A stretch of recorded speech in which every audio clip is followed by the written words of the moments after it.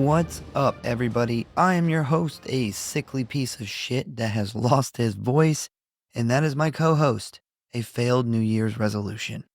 And welcome to the Grindhouse Syndicate, where we are finally back at it after a bit of a vacation. It feels like we have not been in our little studio here in a while. Yeah, I was talking about that earlier. It's only been a week off, but it's been 2 weeks. Feels like a long time. Yeah. My damn mic stands all fucking mixed up Oh, and the shit. 10-minute long ordeal with the mic stand. But yeah, we're finally back, and we hope you guys missed us. We missed you guys. But it is a new year, which means it is time for us to talk about our favorite horror movies of 2024. We spent all year prepping for this episode. I even got us books last year to log all of these movies in to help us build these lists a lot easier than we did the year before. We have not discussed these lists at all with each other. We've kept it very top secret, I would say. Now, warning, there will be some minor spoilers in here. We won't flat out give you like any twist endings or anything like that, but some stuff might slip. So just a heads up. We don't plan on ruining any movies or any cool twists or anything, but No, there's one particular on my mind, and it literally makes the fucking movie. Yeah, so it's gonna be hard to talk about without that. I think I know what you're talking about. I do think we're gonna have some overlap on these lists, but I also think we're gonna have some surprises in here.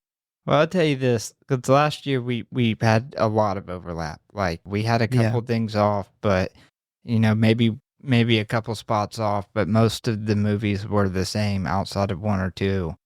This movie or this year has been very different. So we have a board on our wall here that we track upcoming movies and when they come out.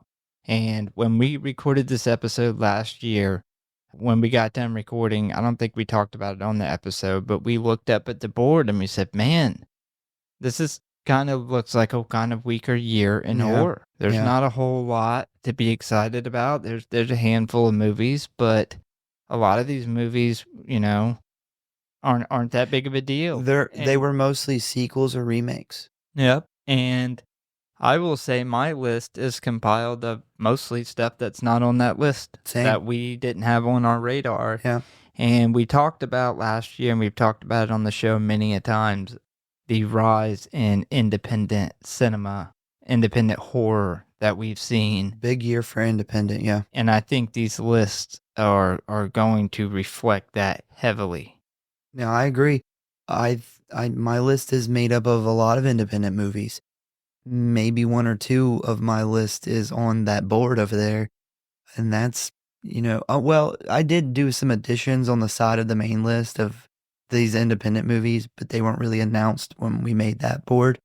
But besides those, the kind of main version of the list we had done, maybe one or two is on there out of, I don't know, like 12, 13 movies. Yeah, I'm not gonna say the exact number because I know two of them you're gonna know if I say it. Huh. But yeah, not many of them up there.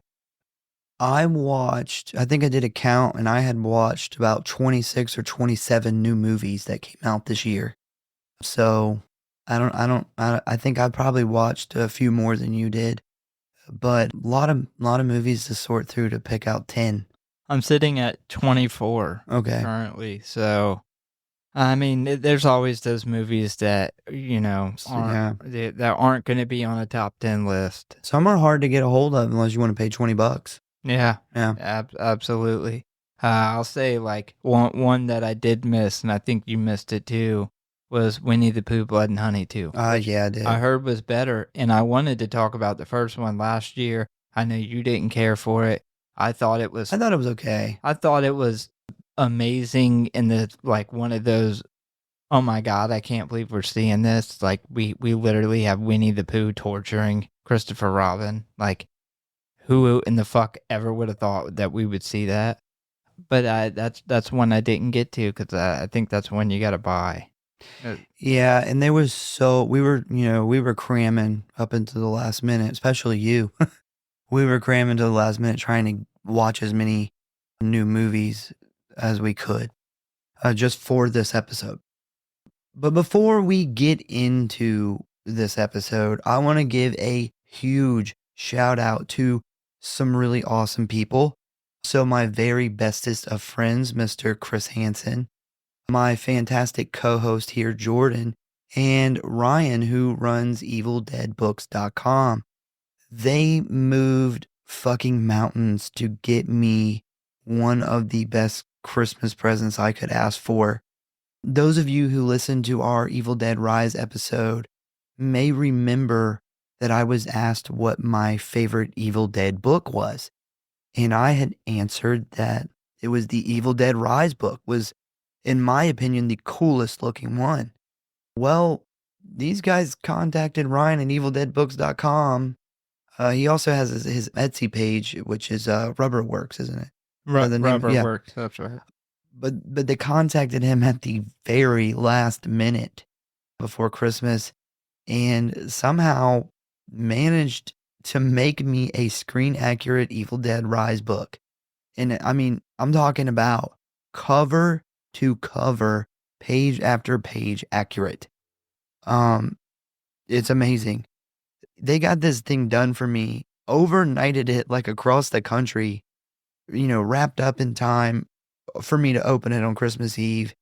When I opened it, the thing was still fucking drying when I pulled it out of the box. Yeah. Huge shout out to Ryan. For anybody who's interested, check out his work. For one, his books are phenomenal.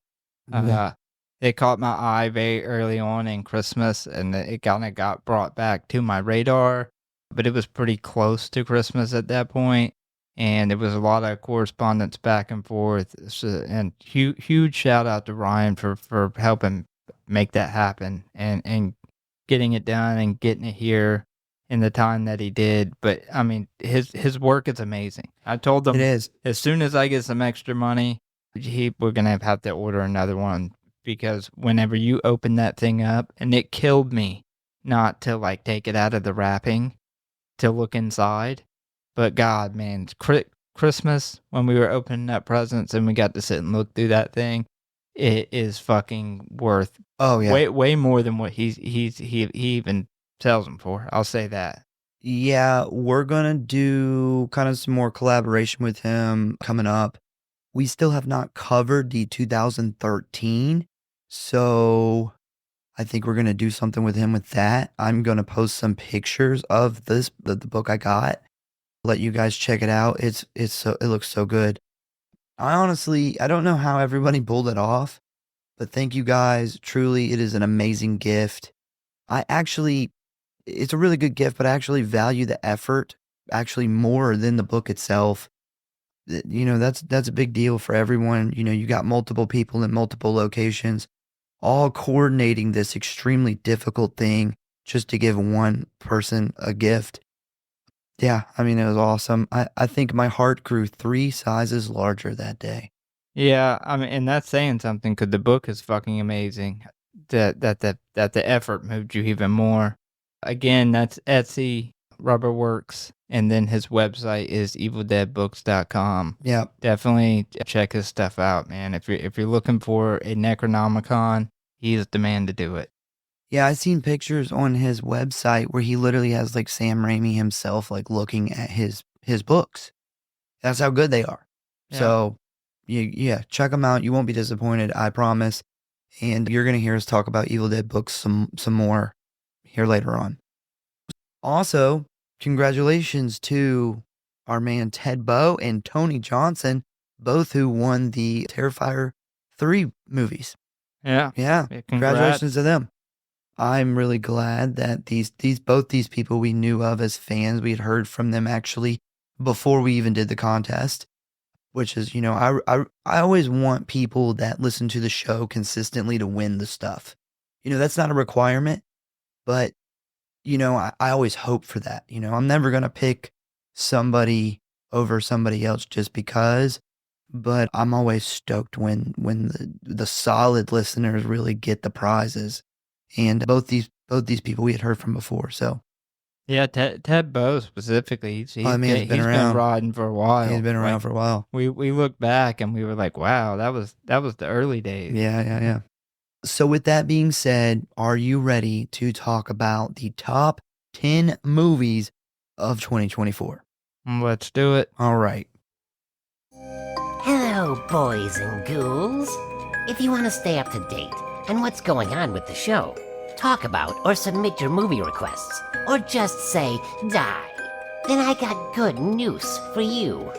You can always find us at one of our social media accounts or our official website at Grindhouse.Horror.Pod.com, Facecrook at the Grindhouse Syndicate Horror Podcast, Instascam at Grindhouse.Horror.Pod, and many gore, which you can always find links for in the show notes as always. And you know what I always say, the morgue, the merrier. So please subscribe or follow for alerts on new episodes. Now, back to the show, kiddies. Frights, camera, action. And if you really love us and don't want us to join a gym and never actually go, give us a review. All right, it is time to jump into these lists. Now, we did a super official coin flip that I lost, and Jordan has decided that he would like to start us off with his number 10.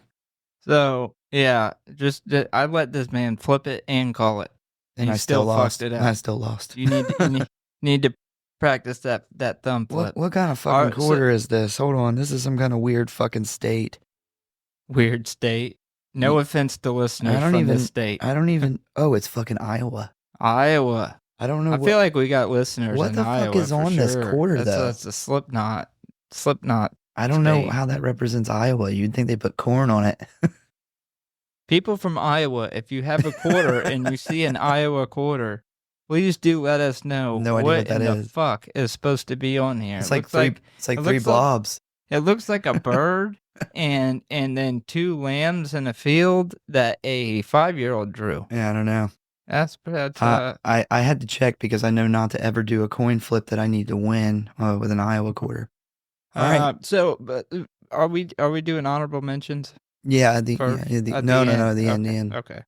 All right. So for my number 10 movie, and this may be controversial for some people because from what I have seen, people either really love this movie or really hate it, and I really like it but don't love it. Obviously, with it being at number 10, Nosferatu. Whoa. Yeah. So Nosferatu for me, this is actually the I think second highest rated movie that I have of the year, maybe third highest rated. As far as movie wise. I mean, you're talking about Robert Eggers. We kind of expect amazing things from him. Yeah. And he delivered, man. It is a beautiful movie. It's probably my favorite take on vampire movies. I'm not a big vampire guy. I'm not. No, I know I've talked not. to you about it. Like, not a vampire movie fan at all. So with that said, this is my favorite take. It's a beautiful display of gothic horror. Like it is a good looking movie. If you like gothic horror, which I do enjoy, is like the cinematography when it's done right. They did it in a way that had this like muted color palette to kind of make it feel black and white, but it's not. Yeah. And I thought it was beautiful. It was the timepiece part of it was fucking amazing. The score, fucking fantastic. Great score, yeah. Yeah, I thought that the cast was probably the strongest point of it, though. It is a very strong cast. Yeah, the cast is... I mean, I don't care what the movie is. If you read that cast list, you know you're going to go into a movie with it, at least the acting on point.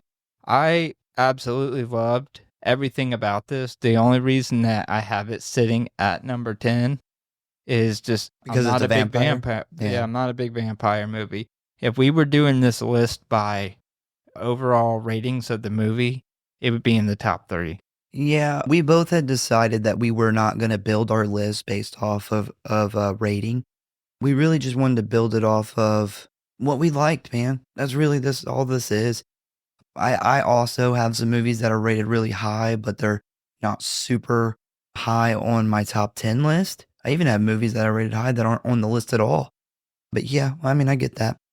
So I thought it had some really good jump scares, man, and the end. I love the end. I know some people probably don't care for the end. People who are big into the original Yeah, it is. Nosferatu and It stuff. is It different. changed it up a little bit, but it's a very grim ending, and I fucking loved it. Yeah, I liked it. I may or may not have Nosferatu somewhere down on my list. We'll see. And I'm gonna tell you, there's a movie that I wanted on this list so bad, but I couldn't bring myself to put the movie yeah. off of the list because, I mean, like I said, it's a fucking beautiful movie. Robert Eggers fucking killed it. Great timepiece. Awesome acting. I just couldn't bring myself to put it off of the list. All right, so my number 10 was Smile 2, which was directed by Parker Finn. Talk about a movie that totally flipped me on my head. Like, this was by far the biggest surprise for me this year. I went into thinking that I was totally going to hate this movie. Like, I didn't, I don't know if we really talked about it much last year, but I didn't really find the original Smile very good. It was a very predictable, didn't have a ton of like really scary stuff. The scariest thing they fucking showed in the trailer. So I totally, like, I only watched this movie for this episode and was totally surprised, man. This is a fucking fun movie. I had a blast watching it. It is way more of a horror movie than the first one. I thought that celebrity angle was a great idea. It was really smart. I love the ending of the movie. It's very grim. And I will be honest, I had no fucking idea who Naomi Scott was before this movie. She was fantastic, knocked it out of the park. And I was like, damn, she's also very attractive. I was like, I don't know how I didn't know who she was before, but great movie. That was my number 10. I gave it a rating of a 4.0. I will say that the first one was so unliked Bland? by me. Yeah, bland is a good word to put it, that I can't hardly remember. I know we've had this conversation. You've had to remind me of parts of the movie because it was boring to me. It seemed like It's very predictable. A big studio, very predictable movie. Smile 2 actually came on automatically on autoplay after I watched another movie that we were watching for that came out this year. And so I started the first 15 minutes not even knowing that it was Smile 2. And I was like, it had the guy from Strange Darling, Yeah. the loser take all guy, and that dude's amazing. It starts out with him, and it picks up where the first one leaves off, but it's good. The imagery in the movie, like, so they have some really, really good imagery. There's some really like good actual practical effects that I don't remember happening in the first movie. There wasn't a ton of kills in the first one. Yeah, I thought that Smile 2 was literally light years ahead of Smile 1. I It agree. seemed like a completely different fucking team made that movie. And it was the same guy. Yeah, that's what's surprisingly. crazy. And It's much more of a weird, horror man. movie, man. Yeah, it is. It had some actual scary, really fucking freaky parts. Like, there's the parts where she's in the apartment and there's all those people smiling, coming after her, and they keep stopping in these weird positions. And that shit was so unsettling. There's a guy who literally beats his fucking face in with a weight. And you don't even have to wait like a ton of time in the movie to see that. Yeah, it's early on. Yeah. Great movie. So that was my number 10. On to number 9. So my number 9, and it fucking killed my soul to put this movie at number 9. It's Immaculate, which is directed by Michael Mohan. So a lot of people already know I'm pretty burnt out on the whole Catholic Church horror movie thing. So this was another one I wasn't super excited about watching, but it was a Neon film, which gave me a little bit of hope. I love a lot of stuff that Neon puts out, but I went into this movie completely blind. Like, because I wasn't that interested in it, I didn't read anything about it, didn't watch any trailers, had no idea who the fuck Sydney Sweeney was, which apparently I live under a rock because she's like this huge star right now. But this movie, it starts off as a average religious horror movie, but it pretty quickly takes a left turn and does something kind of completely different. And I loved that. It felt like a breath of fresh air. It's also very beautiful movie, great cinematography. Sydney Sweeney kills it, especially in this final scene, which is like really grim and fucking, you expect it, but you almost don't think they're gonna go there, but they do. This is a fucking good movie, man. I remember I actually watched it and I come and told you, like, I know it doesn't seem like it's gonna be great, but just hang in there. It's good. Yeah, I thought it. So there was a lot of debate between people comparing this to The First Omen. Yeah. And, it's a pregnancy antichrist type movie. And a lot of people were saying the First Omen was a better movie, and I completely disagree. I do as too. I thought that this was one of the few religious horror, specifically Catholic Church religious horror, which we've gotten so much. Like, I'd like It's to know how many oversaturated. priests are in the horror fucking genre. But yeah, I thought this was done with that independent feel. It had some good practical stuff in it. I do think that it was quite a bit better than The First Omen, and I didn't dislike The First Omen The First at all. Omen's I thought good, that was yeah. good. But yeah, I agree, man. It was a good one. They're two similar movies, but they're also, two different movies. They both kind of do their own thing, and I can totally see somebody who says, they like The First Omen more than Immaculate. But for me, Immaculate was a lot better of a movie, and it also did, when I say it took that left turn, it did a better job at really surprising me than, say, The First Omen. The First Omen does have the problem where it is a prequel, so it is kind of bound by its predecessor of what it can and can't do. Immaculate is not. So maybe that's where that benefit comes. I'm not really sure, but for me, Immaculate was the better of the kind of Catholic Antichrist baby movies. So I take it The First Omen will not be on your list. It won't be. I gave this one a 4.2. I did not include The First Omen on the rest of my list. Not that it's a bad movie. It's just, I only got room for one Catholic Antichrist movie on my list, and it's Immaculate. All right, so my number 9, I went with a movie I actually have just watched, The Substance. Oh, wow. Yeah, The Substance is, rating-wise, it's another one that's like way up there. Rating-wise, it would be much higher than number 9. It's a very clean movie, and generally, like, I don't care for clean movies as much, but I thought the cleanness fit the movie perfect.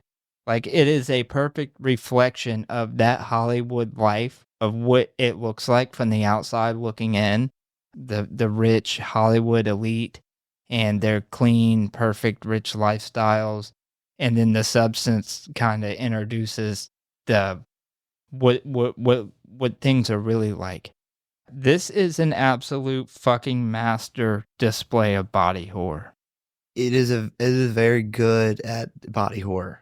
Yeah, the practical effects in this fucking movie are like, this is the best body horror movie I can think of that we've gotten in a long time. Bro, the ending Yeah. is is wild. It is so different than the rest of the movie. The ending goes into like the late 80s, early 90s, how some movies just went so out there they would go for like it. a fever dream. Yeah. It was definitely much different than the rest of the movie. I mean, and it goes on and on and on. But yeah, I think that this movie's full of symbolism. That's another thing. Like, there's so much from the first shot of her star to where they finish the movie. I don't want to give anything away, but it has so much symbolism in it. I think the substance is the perfect name for this movie because it really looks good on the outside, but when you get into the substance of the Hollywood elite's actual personalities, you see that other side of them. And although they're the same person, these people will literally die for fame, that fame and attention. And I watched the preview for this movie and I was not excited whatsoever at all to watch it. I had no idea that some of the body horror shit they do in it is just absolutely fucking incredible. Yeah, when I watched it, I was trying to think of how could I sum it up because I knew that we were going to at some point we were going to talk about it. It was such a big movie. And I came up with what I think is kind of the perfect way to describe it. It is like a fucking 2-hour episode of the Black Mirror. It is a very Black Mirror type movie. It is. It is. That is a good way to put it because Black Mirror has that very clean, like everything's very clean looking cinematography, like everything's really nice looking. Because Black Mirror kind of always does like the futuristic kind of thing. Yeah, and it does it like it's in this time, but it's a little more of advanced version of this time, which is kind of what we see in this movie.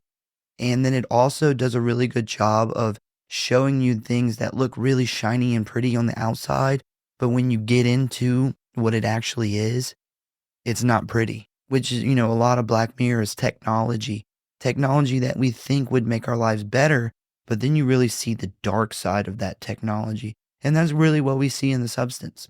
yeah, and Demi Moore and Margaret Qualley. Yeah.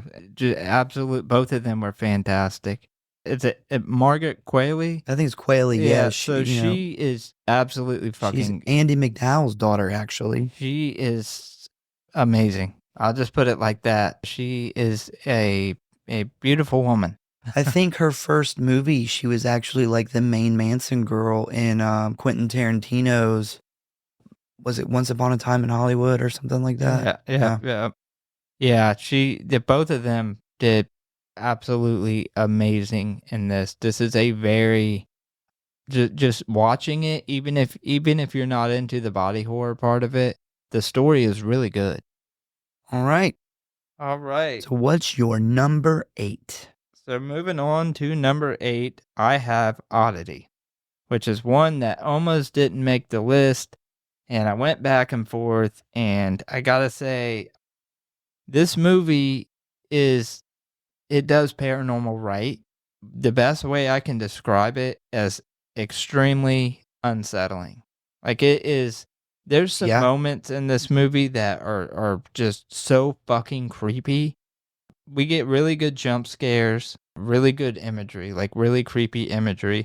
We have two dynamics going on in this movie where you have a paranormal dynamic and then you have this like true crime kind of wooden man. Oh, I thought you were talking about so creepy. I thought you were talking about the actual murder itself because officially they have a story, but and the main character knows that is not the real story. And that was one of my knocks on it, was that the story was really predictable. Like I could see really early on, not predictable in what happens later on in the movie, but what happened with her. Like you kind of pick up on that really early. But it's interesting because the paranormal side of it and, this wooden man is, they're not the bad guys of the movie. But it's still horrifying. So it's a really, really interesting dynamic. Not a lot of paranormal movies will catch me, but there was some parts of this movie where I was literally, and I didn't expect to like this movie at all. There was some parts of this movie that had me kind of on the edge of my seat. Yeah, so the thing, if you haven't seen Oddity, you're going to be sitting there listening like, "Wood man, like what the fuck are they talking about?" You really need to see it. Honestly, like we could describe it to you, but essentially, it's this big, creepy looking man that was carved out of wood by this witch a long time ago. And, you know, when they pull this wooden man out of this box, you spend a pretty good amount of time waiting. What the fuck is this thing gonna do? What's it gonna look like when it does something? You know it's going to eventually do something. It's gonna have a part of the story, and that's why, you know, I put in my notes that I thought that the director's pace and timing of this movie is really what made it. You could have the same story and it not be as good of a movie, but there's so many moments where you're waiting for this thing, and something else creepy will happen, but they really make you wait. And I mean, even when it first gets pulled out the box, just seeing it, like, not even the scary scenes, it's like, "Oh my god, what the fuck is that?" Yeah. It's an interesting movie. It's a Shudder movie, so if you wanna check it out and you got Shudder, go check it out. I also thought it was beautiful. Beautifully shot It's a good looking movie, yeah. really good, like, kinda muted color palette to it, like a cold color palette It's to it. very like, you know, it's very like English, like a very Yeah, England yeah, I could see movie. that. Like, it you know what? It reminds me of, like, late '70s English horror. Like, when you get into the late '70s, early '80s, that cold, muted color palette, that's what it feels like. Yeah, it's one of those movies where if you hit mute and you started playing it, and you know, obviously you've never seen it before, you can kind of tell where it's set. You can tell by the house that they're in. You can tell by the cars that they're driving. Almost like kind of how some of the characters dress. It is a very kind of UK looking movie. And that's not anything in a bad way. That, in my opinion, that's No, a I think it's positive. I think it's great. When you can look at cinematography and you know where this is without you having to have a character tell you. And I It think that is a really good job. Yeah, I would say overall, beautiful paranormal movie done the right way. Done in a way that we haven't seen a million times. Yeah, I mean that could also go for like, you know, maybe Ireland. They kind of have that same vibe too. Maybe I don't really know But shit about. the whole UK, which is England, Wales, and I believe Ireland and Northern Ireland is separate. I may have that backwards. And Scotland is part of it. So, but that whole area, that English or UK countryside feel to Yeah, it, yeah. it definitely has that. Even from the architecture, the house that they're That's in, why. Yeah. it's beautiful.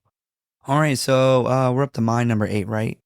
That's correct. Oh man, here we go. I know you're gonna love this. My number 8 is "In a Violent Nature" by Chris Nash. I knew that was coming. Yeah. So this, you know what's weird is this was one of the movies I was the most excited about for 2024. I got super excited about it when it was doing its festival runs, probably around the end of 2023. I actually went and showed you the trailer from it, you know, just doing its festival run. And we were so excited for this movie. I love the idea of following the killer around instead of the victims. And this movie, without a doubt, delivers on its promises. We haven't had a Friday the 13th in a long fucking time. And I have been wondering when or if we were going to start seeing filmmakers try to fill that void. And I think this is what Chris Nash was trying to do here. And I mean, his name's Johnny. It's very, very similar. And he did a good job. Like, this isn't a knock saying, you know, these guys are trying to fill the Jason Voorhees void and they shouldn't. They should. They totally should. Because if, you know, we can't get Friday the 13th movies, we need something else. And it's been what, fucking 13 years or something since we've gotten a Jason? Too long. So It's been too fucking long. so- I think it's been later. I think it was 2009. So we're going on 15 fucking years Yeah. with no Friday the 13th. And, you know, hey, we got somebody that's trying to fill that void, and I love it. It's really interesting that right before this movie was announced, or I think we heard about it, we were having a conversation about how awesome it would be to get a Friday the 13th done by an independent film company Yeah, we were, that didn't have all these producers coming in and demanding things and and then ratings boards cutting the movie up and fucking it up, which anybody who's a Friday the 13th fan knows that a ton of the movies have been just butchered by the ratings boards. And we had this conversation, and then we were saying it'll never happen because Friday the 13th is such a big name that the rights to it go for so much that an independent filmmaker could never get the rights to it. They could never acquire it. And then we got this beautiful masterpiece of a movie. This movie, it has a cool looking killer. It has awesome kills, and it has grade A special effects. Because remember, we covered a movie called The Void last year, and Chris Nash did all of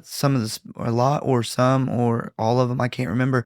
But he did the special effects for that movie, which looks so fucking good. And then we found out he was doing this movie, and this was his movie. And I knew it was going to be something really special and really cool. Now, when we reviewed it, like, I didn't give it a super high rating.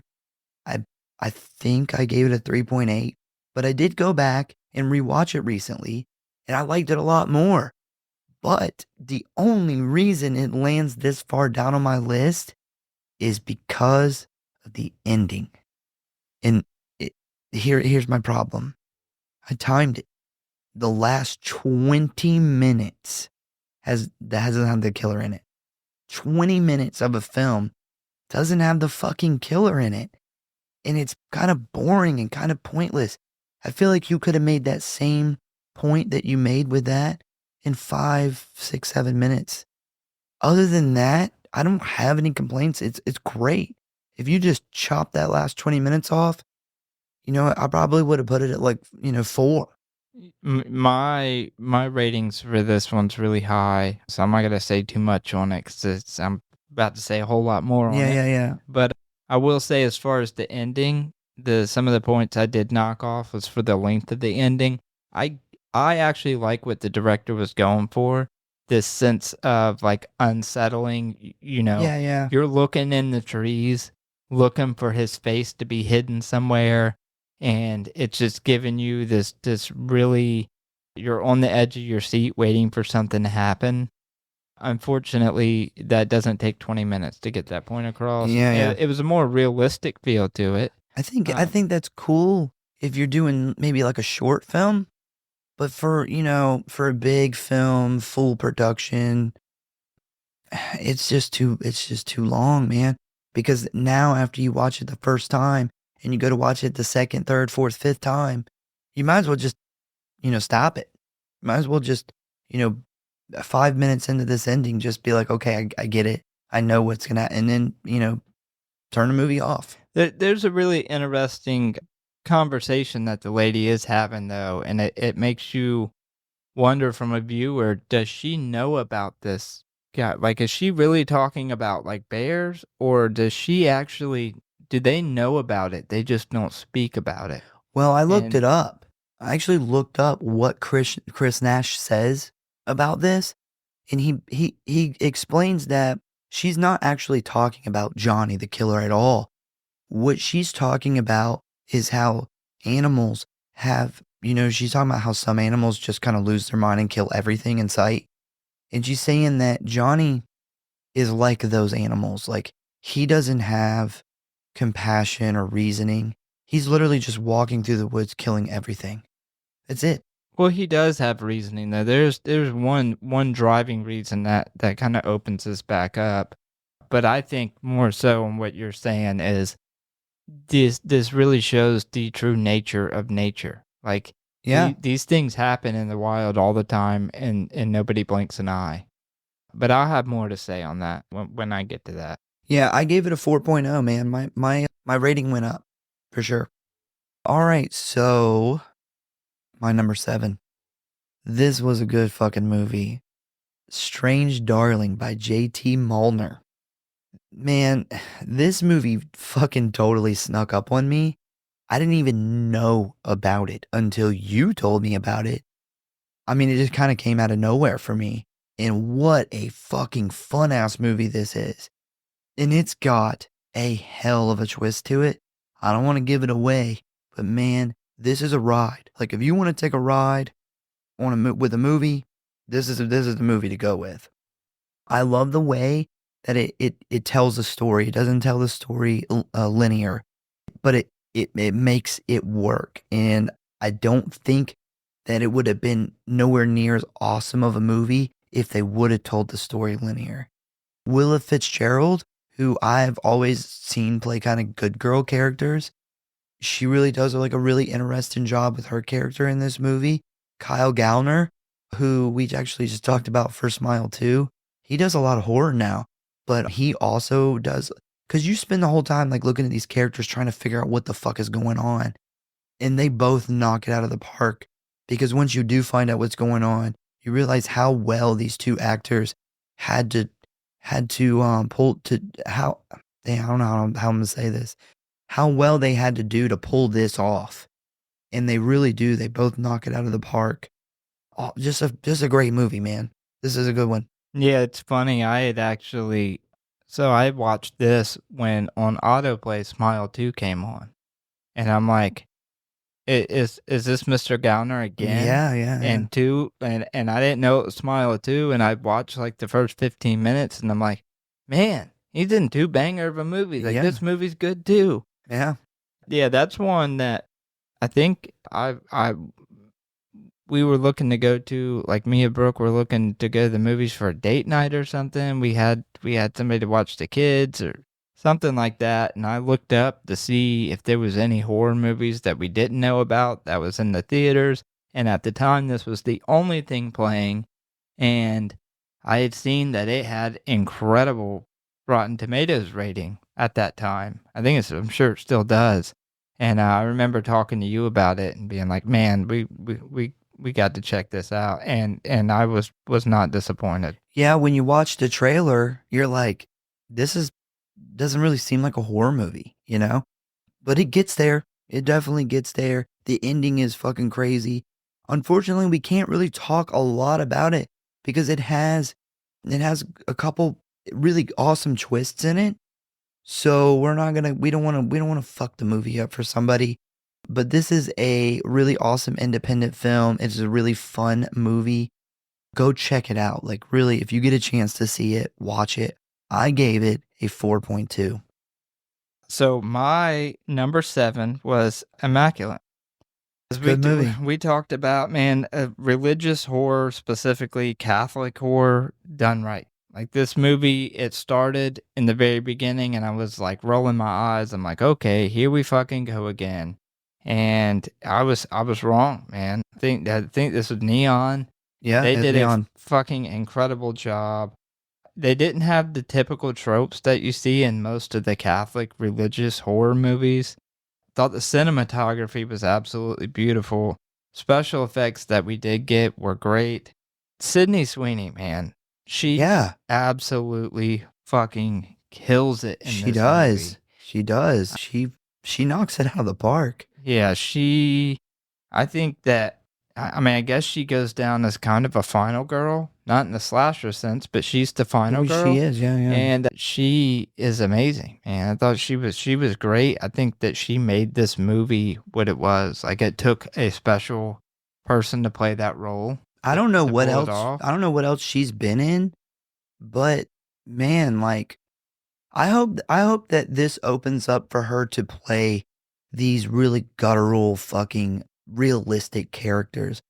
She may have played that shit before. I don't know. I have any fucking clue what else she's been in. But I really thought that this is her groove right here. Is like a movie like this. Yeah, I agree.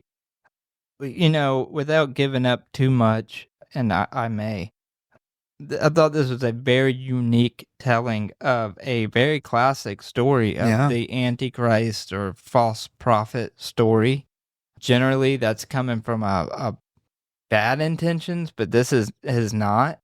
Essentially, instead of having like, this beast impregnate her to have the Antichrist, they actually bring science into this where they're able to, they find a way to try to put Jesus's DNA and to impregnate somebody. And I thought that was fucking a super, super unique idea. That's never been done before. Yeah, because, we've talked about it many times before where, one of the things I like so much about The Exorcist is because a lot of the movie is them actually doing what an actual person would do and trying to look at this from a medical or scientific perspective. Unlike a lot of possession movies where they pretty much jump straight into, oh my God, we need a fucking exorcist, right? But The Exorcist doesn't do that. And I think that's what makes this, like, one of the things that makes this such a good movie. And we got a similar thing here in Immaculate where, hey, instead of us just hoping magic or praying or whatever does its thing, let's bring science and medical knowledge into this. And I love that. Yeah, I thought it was a very refreshing take on a story that we've heard a million times, but done in a different way. Awesome movie by Neon. Yeah, definitely. All right, so what do you want, number 6? Yep. All right, what's your number 6? So for Immaculate, I gave that a 4.0. All right. My number 6 is Longlegs. Oh. Oz Perkins. I'm gonna just start this out, which was a blessing and a curse, but I think more so a blessing. The marketing for this movie is the best I've seen in the past decade, at least. Like, the marketing for this movie, you remember they had a website, they had crime scene pictures and everything that you could go look at. Like, the marketing was so good that the first time I watched this movie, I was almost a little let down because it had happened to a lot of people, yeah. Yeah, it had this excitement level so high, but rewatching it, it's a really good movie. The acting was amazing. Nicolas Cage, I've seen some people either love or hate his part here. I thought he was fucking incredible. His freak out, you know the scene I'm talking about. Anybody who has seen the movie knows it. It's like, holy shit, man. He did an amazing job. Extremely unsettling. We get some very, very creepy imagery. That's one thing that stood out to me in this movie was the imagery was fucking super creepy and super amazing. I'll say one thing I loved about it, it's very unpredictable. You spend almost this whole movie, and as people who watch horror movies all the time, you can pick up on stuff pretty quick normally. Yeah. I spent most of this movie being like, where in the fuck is this going? Like, at one point, one of the main characters dies, and you're like, what now? Like, that's what I thought this entire movie was about. And yeah, I loved the story that it wasn't predictable. Overall, beautifully shot, scored, and paced psychological horror film that kind of hides a little bit of a satanic horror film in there. You don't quite realize it when you're watching it, but it is a satanic horror film. I got a lot of stuff to say about Longlegs. I don't know if you remember, but Longlegs was my most anticipated movie. Yeah, man, you showed me the first marketing thing that they came out with, which was just I think a picture. It was a picture with a very short 911 call. Uh-huh. And I don't know if you remember, but we had covered Gretel and Hansel, which is another Oz Perkins film. And in the midst of me researching for that movie, for that episode, I discovered that Oz Perkins was working on this movie called Longlegs. And I got a very brief version of what it was about. And that is what started my fascination and anticipation with the movie. And as I was getting little chunks of what this movie was going to be, I was getting more and more and more excited. And one of the reasons is because, one of my favorite movies is Seven. And I was like, this is kind of in the realm of Seven. And I couldn't wait. And I was so excited to see this.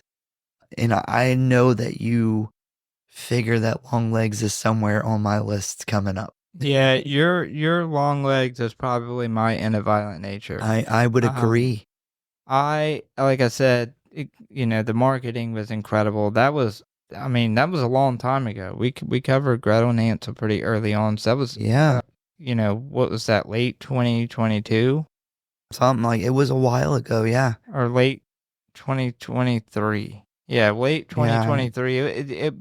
It gave me like Zodiac or BTK vibes where Yeah. like it seems like it's real when they're leaking this stuff out to you. It makes it feel more real that they're leaking this like creepy imagery and these like hints from this killer. And I really wish every movie would market this way. Well, they put out, they put out these coded messages, and people Yeah, like literally Zodiac. Yeah. started working on solving these coded messages. And I got like sucked into like the Reddit boards where people were sharing like, and there was people that would go on this like, fake FBI website that was talking about the crimes from the movie.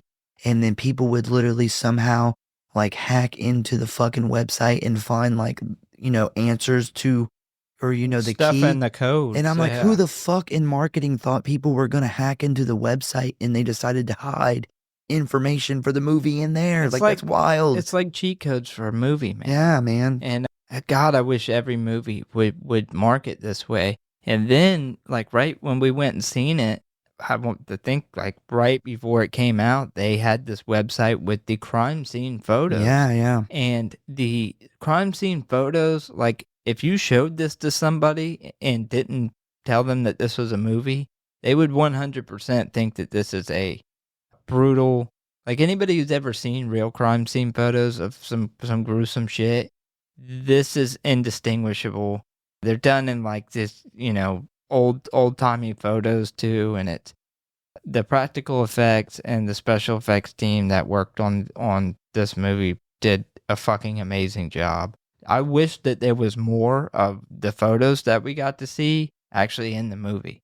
Yeah, so the only reason I actually found that website to show it to you is because, like I said, I was in like the Reddit board and someone like hacked into the fucking website, and in like the metadata of the website finds this link to this website, and they kind of posted it for everybody. So we went and checked it out, and it is literally the crime scene photos from the movie that was literally coming out. Like, this was discovered just 2 days before the movie came out.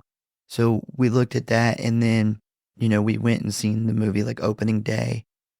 I got a lot of stuff to say about it. I won't give it all away yet, but And you don't even get to see all those crime scene photos in the movie. no. So they put that Easter egg in there for people to find, and in the hopes that somebody would find it, and somebody did right before the movie, and for them to do all that, just the marketing. I'll say it's the best marketing, and this is a big time, thing to say.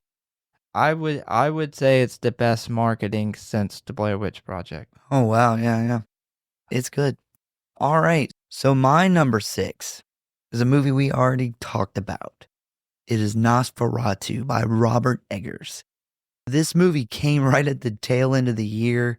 I've actually been waiting on this movie for like 2 years. I kind of, every time I hear what Robert Eggers is working on, there's a lot of anticipation from me because I love how he shoots movies and I love how authentic they are. And I had a few years ago started, looking into a lot of kind of the roots of horror. So stuff like, a lot of the early Universal monster movies, and of course Nosferatu. I had seen the original black and white, no fucking sound Nosferatu a long time ago. So I was really excited. And I thought, man, if anybody's going to make this movie, it really should be Robert Eggers, because I think he could really fit to that style really well. And he didn't disappoint. It is an absolute stunning film to look at. The cast is good. Like, we already talked about a lot of this stuff. Bill Skarsgård as Count Orlok. That was I never doubted that. I thought that he would do a really good job, especially when you see like how he played like Pennywise. Like, he can put on all that makeup and still act, and that's hard to do. Well, he's a very good like emotion and body actor. Yeah. Like he's really good at that. And that's what you need for Orlok. Like, you have to have somebody that can do that motion acting. But another thing about him in this movie is the scenes, and I wondered how they were going to handle that because in the original, you see Count Orlok, pretty early on because the guy goes to his castle, to sign all these documents for this house, and we see him just sitting at a table pretty early on in the film, and I was like, well, how are they going to handle that? He's fucking scary. Like him sitting at this table, even though they're using a lot of shadow work and we can't see his face in detail, but his voice, his tone, how he says his lines, we do see his hands in the light, it's fucking scary. And I give them that. They made him scary. He's not super scary in the original, but that was back in like 1922. Yeah, that's what I wanted from this, was to have a scary version and of he it. he is scary throughout this whole entire movie, and they do a really good job of taking a character that was probably scary back in 1922, not scary now, but he is transformed into this very scary version in this movie. And then of course, William fucking Dafoe, man, like He kills everything. he's amazing in everything he is. I heard Robert Eggers say the other day that he's going to be in his next 2 movies. Well, Like he's already got a fucking part. Thank God for that. 2025 starting out right. Get William Dafoe in your movies, 'cause dude kills it every fucking time. Yeah, this is your classic vampire movie. This was like the original vampire movie. I did hear some people talk about how people in the theater they didn't know that this is like the original version, so they were like, "Oh, this is just a ripoff of like Bram Stoker's Dracula." Well, this kind of came before that movie, but yeah, man, Robert Eggers was a perfect choice for this, I thought. And I will 100% be buying this on 4K when it comes out. Yeah, so I didn't mention it. The rating I gave this movie is a 4.7. I gave it a 4.7 as well. Yeah, so this movie, like I said, if I was going purely off of ratings, this movie would be in the top 3 movies. Yeah. There's not a lot that you can take away or complain about from a film perspective. I agree. It is a beautiful movie. The acting is perfect. I mean, I didn't see anything I would complain about with the acting. The timepiece is done incredible. The lighting is I know that goes with cinematography, but God, the lighting is just fucking incredible. It's like a masterclass in shadow work and lighting. Yes. It is a beautiful movie, and it is one that I am very, very thankful that I went and we were able to see it in theaters. Yeah, definitely. All right. So my number 5, we are now halfway through our list. We're going to start getting some pretty heavy hitters coming up. This movie, man, A24's Heretic, directed by Scott Beck and Brian Woods. We seen the trailer for this thing like 5 different times in the theater over this year. We kept seeing it every time we would go. And I was so stoked to finally see it recently. And it totally lived up to this pedestal that I put it on in my head. We're, always A24 fans. Not every movie they come out with I like, because I didn't give a fuck about. I saw the TV Glow, but I was really excited for this. This is another movie that I don't want to give too much away, because I feel like it's better to go into it knowing nothing. But I think it brings up a lot of questions pertaining to religion and faith that a lot of people ask themselves. Whether you want to admit that to your family, your friends, whatever, but I think just about everybody has asked themselves at least some of these questions. And it was really refreshing to see a movie come out with that. And it's not a movie that like trashes religion. I think it's a very balanced look on how us humans view religion, because we really, in the story, we have characters that are on this side and characters that are on this side. And, neither side has characters that are dislikable or more really likable than others. I think it's a really good balance. Hugh Grant. Holy shit, man. I have only ever seen this dude play like these nice guys. Who fucking knew he could play a bad guy so good? He's a shining star of this movie, in my opinion, but that is just for my opinion. Sophie Thatcher, who most of us know from the show Yellow Jackets, she brings the heat in this. So she also does really good. Like if someone was to tell me that Sophie Thatcher's character is their shining star of this movie, I wouldn't argue because she does a really good job too. And then another actress who I had never fucking heard of was Chloe East, who does a really good job. She comes out of left field and carries some of this movie. Definitely check this out if you haven't seen it, especially if you're a fan of A24. I believe I described it to you because we didn't see it together. I described it to you as kind of an early 2000s M. Night Shyamalan movie. Yeah. Yeah. I agree. There's three main characters in this movie, and that they all do a really good job. Like you were saying, we had to sit through this preview so many times and just get more and more and more excited. And this shit hit in December. Yeah. So like these lists, long year. Nosferatu and this movie hit. So it was definitely some last month shakeups. Yeah, I had my list really set, and then A Heretic and Nosferatu came out, and it was like an earthquake. Immaculate was way higher on my list, and it was like it slowly fell, and I was so disappointed because I loved it so much, but it kept falling and it kept falling, and at some point I had to ask myself, do I like Heretic in a Violent Nature and Nosferatu more than I like Immaculate? And unfortunately I did, and it's because Immaculate is like, this very Catholic religious horror movie. And even though it did do something really unique and different with that, unfortunately, I like these other movies a little more. And I felt bad about that. But Heretic is a really good movie. I gave it a 4.2.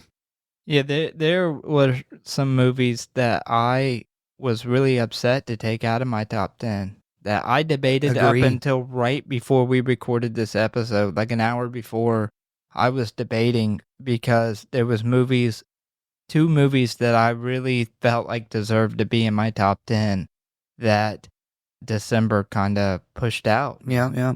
I'm not going to say too much more on The Heretic because my number 5 is The Heretic. I was trying to let you talk, but I didn't want to say too much because you're about to hear about The Heretic even some more. So this is our only movie so far that has landed on the same exact spot. Yep. Wow. Yeah, absolutely beautiful. Like you said, the acting, Hugh Grant and Sophie Thatcher. Yeah. I mean, fucking incredible. They are both heavy hitters in this. This movie super creepy and has like a really creepy, dreadful feel to it. Very unsettling. It is a slow burn, but it has great pacing. If you're one who, there's some slow burns where you're like, all right, there's times something needs to pick up. This is a slow burn, but you never get that. Like the whole thing it's interesting. You never get left to a spot where you're like, this is burning too slow. I know you touched on it a little bit. So this movie shines some light on the hypocrisy of religion. This movie actually, you mentioned some questions that people ask themselves. This actually goes back to some real, legit, like real life history on religion. Yeah. And shine some light on some stuff that I think a lot of people don't know about, that I think is important to know about. But if you are a very religious person, don't shy away from this movie because the main characters push back. Like they do push back, and they have points. Yeah, they have points and they push back, and so there's a good balance there. I mean, overall, just it's another banger from A24. Like I know you. I don't want to just repeat all the same points you just pointed out, but this movie was my type of movie. So just to touch on the pacing, I got a bit of an interesting story. So you remember, I came and told you that I was about to watch it. You were busy, so you couldn't watch it. But it was like 2 a.m, and I really wanted to watch this movie. So I said to myself, look, here's the deal. I said, listen, self, I'm going to watch it and I'm maybe going to watch half of it. And once we kind of hit to a part where I think it's okay to kind of pause it, get some sleep, wake up the next day, finish it out. I couldn't stop it. It's like those books, man. It's like a good Stephen King book Yeah. where every chapter ends on, I have at least got to start the next chapter before I can stop. Yeah, this is why I say it's kind of like an early M. Night Shyamalan movie, because you're like, where's this going? Where's this going? Where's this going? And there is at no point where you could pause it and say either I know where this is going or this can wait. This isn't the movie for that. This is a movie that it's like a ride. You strap yourself in, it starts moving, you're not getting off until you get back to that platform. And I think that is a good way to describe maybe the pacing and stuff with this movie. So if that's what you're looking for, watch this. Yeah, and again, like I said, it's another banger from A24. I do want to touch on Hugh Grant. I would nominate him off of this role as best character. I loved him. Like I loved him in this movie. For horror, probably for all movies, period. But for horror, he's got to be at least in the nomination for best actor and playing a horror character. He's playing a bad guy, but he's playing a bad guy. He's playing a good bad guy, like a nice bad guy. He's like, if I'm in their situation, I'm like, I know that this situation's not good, but I love this guy. Like, he's great. We need to petition for Hugh Grant in more horror movies because he can fucking pull it off. Yeah, he did a great job playing this character that if you were in their situation, you, like you said, you would be like, okay, this isn't good, but he does everything right in relieving their fears. I'll just put it that way. Yeah, he did incredible job. Really good movie, man. I gave it a 4.5. Yeah, I gave it a 4.2, so you actually rated it a little higher than I did. Yeah. Yeah, I think this was the A24's horror for the year. I actually cannot wait to purchase it so I can watch it again.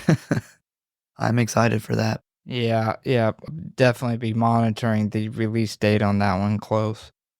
So my number 4 was Strange Darling. Oh, okay. Yeah, this is a very kind of erotic, psychological horror thriller. There's some parts of the movie that doesn't seem like a horror movie, but it is a horror movie. That's what I said. It gets there. Scary.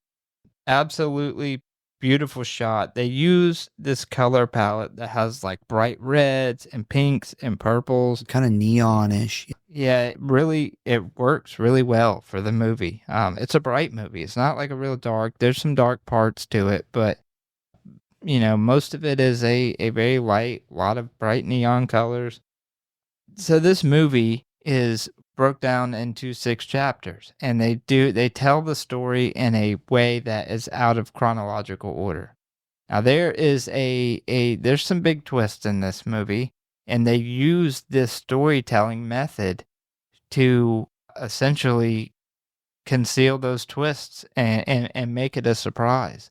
It's really hard to talk about this, man. We talked about this before. It's going to be hard to talk about this without giving away too much. But I wouldn't call it a gimmick, but the way they shot this movie, it's not conventional. And I thought it was what made the movie amazing. Awesome practical effects that we do get. We don't get a shit ton of them, but we do get some cool shots. Acting, fucking incredible. Like that was my big point. So Kyle Gallner, as we already discussed, him and Willa Fitzgerald together, absolutely incredible. Great chemistry between those two. Yeah. I think that them two with this story was the perfect storm. Well, I was saying earlier, like Willa Fitzgerald, I've seen her in a few other things, and she always plays these like good girl characters. And in this movie, you're kind of constantly like, is she good? Is she bad? Is she good? Is she bad? And I love that. She has to play this character in a way that once the story gets going, that is a very psychologically hard to act part. That's the best I can say without giving away too much. Like, you have to be a very good actor to do the psychological things that she needs to do in this movie, and she fucking absolutely kills it. Like, I put her on a whole nother level of acting after seeing this movie. She's so comfortable in this role too, which is wild because like I said, like she plays, good, bad, and you're trying to really figure out where her actual character lands, but she's comfortable in both spots. And that's impressive. Yeah, I know you spoke about kind of how this movie snuck up on us. When I watched the trailer, I was still kind of like, I don't know if this really seems like much of a horror movie. And I know Rotten Tomatoes is raving about it, and the people who've seen it, everybody's saying good things about it. But watching the trailer, it just doesn't seem that great of a movie. And I was completely wrong. With the trailer, they do such a good job at hiding what happens in this movie. I will say, don't judge this movie based off the trailer. No, because no. it is completely different. And the way that they skip around, like I said, they break it down into 6 chapters, and they tell you what chapter you're in. So they make that very easy to follow. And it made the story fantastic. It made the movie fantastic. Yeah, it does this thing, and I'm sure some people don't like it. I love it, where it shows you these characters, then it jumps ahead and it shows you this situation, and you immediately think, how in the fuck are we gonna get there? Yep. And then it shows you how you're gonna get there, but it's like out of left field. Like you were like, oh, I would not have imagined that would happen. And that, like, when you finally see that, you're like, oh, that's how we got there. And this movie doesn't do that once. It does it a couple times. And by the end, it's just like wild, man. Yeah, there's a name for this kind of storytelling, and I wish I knew the name for it. But when a movie shows you the end of the movie in the beginning, and you spend the whole movie trying to think, like, where they end up, but you're trying to figure out how they get to this point. But this movie does that during the whole movie. Like, they split it up into 6 chapters, so you're constantly, and that's what makes those movies great is, okay, we know what the end result is. How in the fuck did we get here? Yeah. This movie does it through the whole movie, like through all 6 chapters. So, yeah, not a lot of movies do that. I can't think of a lot. I know a lot of movies do it with the end, but as far as doing it through the whole movie, you don't see it much, and I thought it was fantastic. I loved it. I had no clue that I was going to love this movie as much as I did. I loved it so much, I fucking bought it the moment I seen it. I wasn't even looking forward to just seeing it, and I fucking immediately bought it. And what's really impressive is that, like you were saying, we watched this movie purely because of horror fans' reaction to it. And that's important. Even after watching the trailer, we were like, seeing the poster, but it was just purely off of other people's reactions. And I think that says a lot, says more than what marketing could say. Yeah. So those who listen to the show, I am a huge physical media collector. And just to say how good this movie is, because I've done a lot of post Christmas shopping with gift cards and stuff. I would say I've added a lot, and I just put off today getting the Scream Factory's The Craft. I put that on hold so I could get this movie. That's how good it is. Well, yeah, The Craft is a fucking phenomenal movie.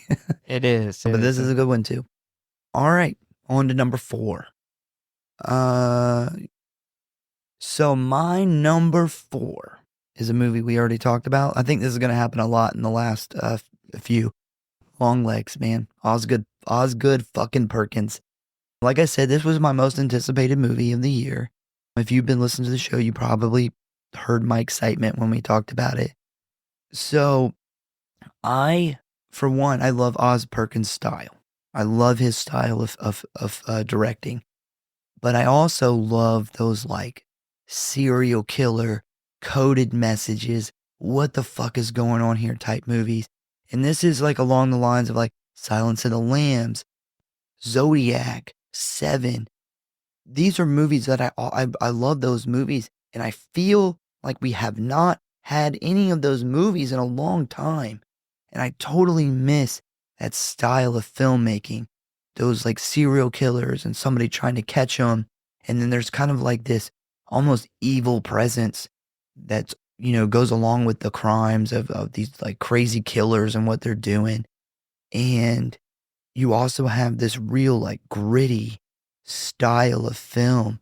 Like a Seven is a really good example where it's just really gritty, kind of noir almost. And Zodiac is very similar with Robert Downey Jr. Silence of the Lambs got that going on too. Those movies disappeared. Like, where the fuck have they been the last like 10 years, 15 years?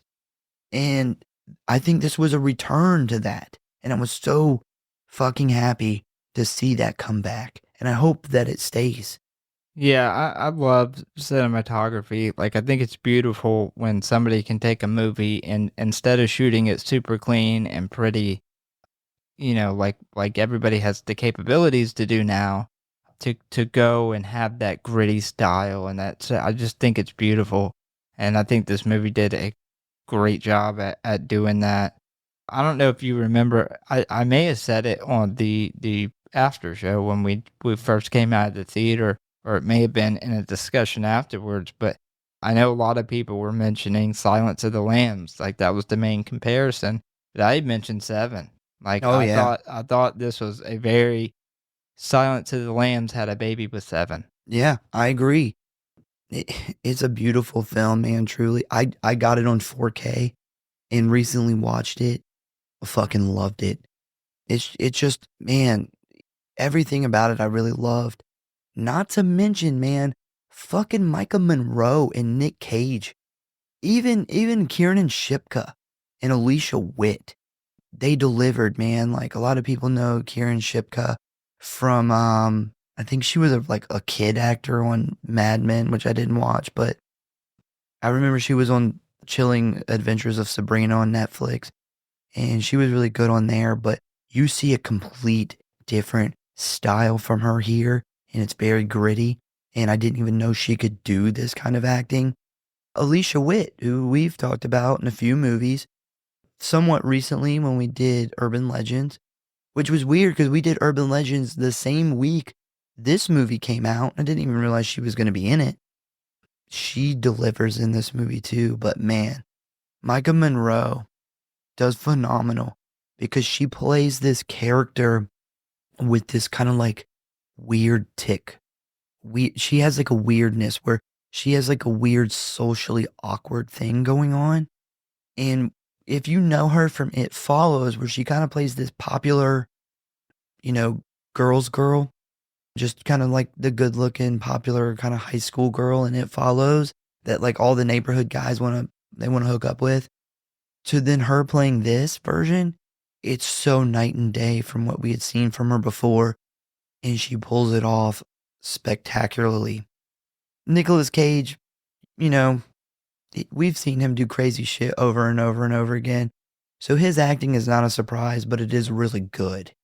But I think Micah Monroe really shines in this movie, and she was one of my favorite things about it. It's just all around creepy, beautiful, awesome movie. I loved it. I gave it a 4.1. All right, so on to number 3. Oh man, I had a really hard time here. Really difficult time with number 3, and I know that I'm gonna catch hell for this. I think I know what, because there's something that's missing, and I'm surprised it didn't come up earlier. Something that seems to be an extra movie on my list that's not on yours. So I'm thinking, what's it gonna be? Because I know what movies are gonna be on this list, and I have a feeling I think I know what's coming, and it's one that killed me to leave off of it. But let's hear it. I think you're wrong. Okay, well then you have it rated higher. My number 3 was Terrifier 3. Oh. Yeah. Oh boy. Here you go. No, or better you yet, need a boo. yeah, I don't even need to say the director. Everybody knows who fucking directed Terrifier 3. The thing is, man, I didn't dislike Terrifier 3. We just did a fucking episode on it. We were actually there early the night before opening night. We actually got to see it early. But I just got 2 other movies I liked better. Now, if you listen to our Terrifier 3 episode, I wasn't super excited about Sienna's depression and PTSD. I know I'm on that island alone. Trust me, it's been brought up to me multiple times by pretty much everybody around me. I'm People on the telling you, internet. I it'll know. make more sense when the 4th one happens. It's a character development. I know, and I agree with that. I totally see your guys' point. I don't say you're wrong. I would definitely think I am wrong here. But the thing is, when I look at this movie for this list, I'm not looking at it as the Terrifier franchise. I'm looking at it as this movie. And that was an issue that I had with this movie. I get it. Once you put everything together, 4 or 5 movies, however many we get, I can see it from that point of view. But when I'm just looking at this movie, that was a big downer for me. So unfortunately, there was 2 other movies that didn't come with that downer. I think I know. So you're still missing that one, and I think I'm about 90% sure I know what it is. I'm surprised you have it this high, but we'll get to that. So, well, with that being said, this was such a fun and entertaining movie. Like, Art the Clown never fucking disappoints. And I think that's one of the reasons that Terrifier has become so big, because it's, Art the Clown delivers every fucking time. And now we're at this point where when a Terrifier movie comes out, we know what we're getting. We know we're not going to be disappointed. We know we're going to love it. And I think that's why it has skyrocketed to the top like it has. That's very important. A lot of times, especially now where we're getting these sequels and they're kind of disappointing sometimes. Really good example, Scream 5. We were so excited and then we seen it and we're like, meh, well, it's okay. This franchise has something that a lot of franchises don't, and that is 100% level of continuity. Yeah. Like the same guy is writing, directing, and editing and doing the effects for him. The same guy is playing the main character. The same girl is playing the main final girl. No franchise have we gotten that level of continuity. Like even in the early, like if you look at Friday the 13th with the first 3 before the Tommy Jarvis trilogy. Yeah. And then you look at the Tommy Jarvis trilogy, or you look at the Nightmare on Elm Streets, they don't have the same director and editor and person writing them. They have different writers a lot of times. They switch out directors. Like later on in the franchises, they switch out directors every damn movie. I mean, like even Jason's played by somebody different in every movie up until Kane Hodder. He looks different. Camp Crystal Lake looks different. Like there's really not very much at all in continuity with a lot of our horror franchises. But this one's different, man. This one's a game changer. It is sending this really important, really strong message to studios about what the fuck the fans want from movies. And I love that. I know some people weren't super excited for the Christmas theme. Wink, wink. Some people, as in the guy sitting across from me. Oh, I love it now. But I think they really pulled it off. They did a phenomenal job. I am super excited to see where this goes next. Really pumped for Terrifier 4.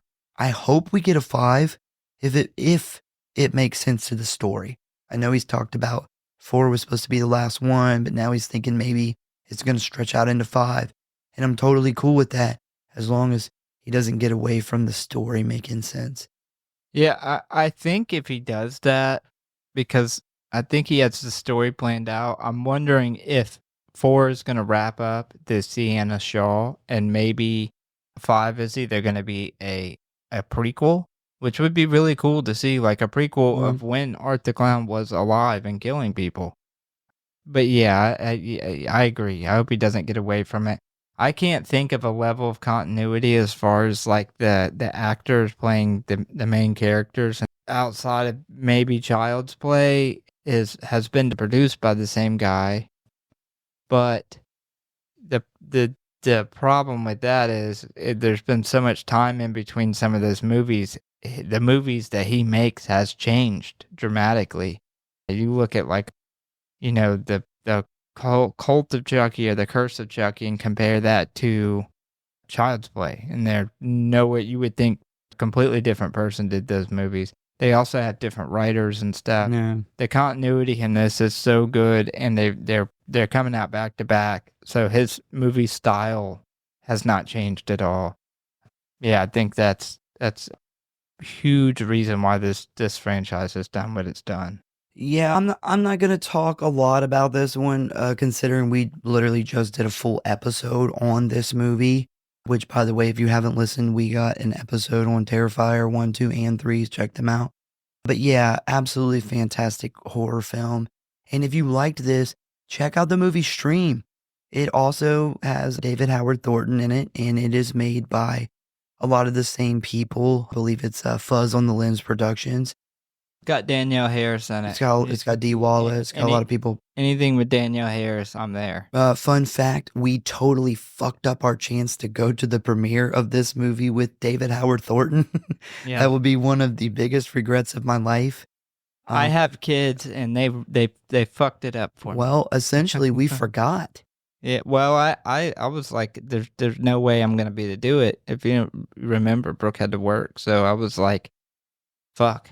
Like it's just not gonna work. Well, I'd forgotten about it because I had spent the day hanging out with the cast of Dream Warriors, Nightmare on Elm Street, and I was so fucking flabbergasted by that experience that I totally fucking forgot about we were supposed to go to the premiere to this movie I think with David Howard Thornton. Like, oh man, that was a shame. we did get to spend a lot of time specifically with Heather Langenkamp, Yeah. which, in the grand scheme of things, I think David Howard Thornton has a lot of years of going to these left, and Heather Langenkamp she's not old, but we have a lot more David Howard Thornton and Damien Leone going to these than we do Heather Langenkamp. She's been doing these for goddamn 30 years probably. Yeah.